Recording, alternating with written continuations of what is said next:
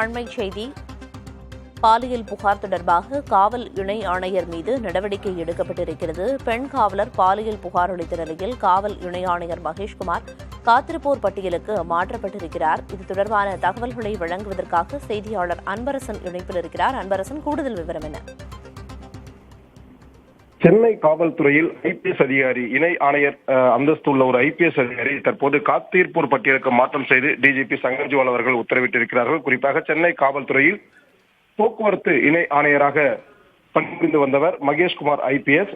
இவர் தற்போது காத்திருப்போர் பட்டியலுக்கு மாற்றம் செய்து தமிழக காவல்துறையானது உத்தரவிட்டிருக்கிறது. குறிப்பாக சென்னை காவல்துறையில் வடக்கு போக்குவரத்து இணை ஆணையராக பணியாற்றி வந்த மகேஷ்குமார் மீது ஒரு பெண் காவலர் ஒருவர் புகார் அளித்திருந்தார். குறிப்பாக அந்த பெண் காவலர் பாலியல் தொல்லை தொடர்பாக புகார் அளித்திருந்தார். இந்த பாலியல் தொடர்பாக விசாரணை நடத்தப்பட்டு தற்போது இந்த நடவடிக்கையானது மேற்கொள்ளப்பட்டிருக்கிறது. குறிப்பாக மகேஷ்குமார் என்ற ஐபிஎஸ் அதிகாரி மீது பாலியல் புகாரில் தற்போது காத்திருப்போர் பட்டியலுக்கு மாற்றம் செய்த தகவலானது தமிழக காவல்துறையில் மிகப்பெரிய ஒரு அதிர்ச்சியை ஏற்படுத்தியிருக்கிறது. குறிப்பாக இந்த பாலியல் புகார் தொடர்பாக அந்த பெண் காவலர் குறித்த புகார் தொடர்பாக பெண் ஐபிஎஸ் அதிகாரி தலைமையில் ஒரு குழுவானது நியமிக்கப்பட்டு அதன் அடிப்படையில் விசாரணை நடத்தப்பட்டு வருகிறது. இந்த விசாரணை முடிவில் தான் இந்த இணை ஆணையர், அதாவது போக்குவரத்து இணை ஆணையராக பதவி வைத்து வரும் ஐபிஎஸ் அதிகாரி பெண் காவலருக்கு பாலியல் தொல்லை அளித்தது உறுதியானது. இந்த நிலையில் தற்போது அவர் காத்திருப்போர் பட்டியலுக்கு மாற்றம் செய்து டிஜிபி அலுவலகமானது இந்த உத்தரவை பிறப்பித்திருக்கிறது. இந்த தகவலானது தமிழக காவல்துறையில் மிகப்பெரிய ஒரு அதிர்வலையை ஏற்படுத்தியிருக்கிறது.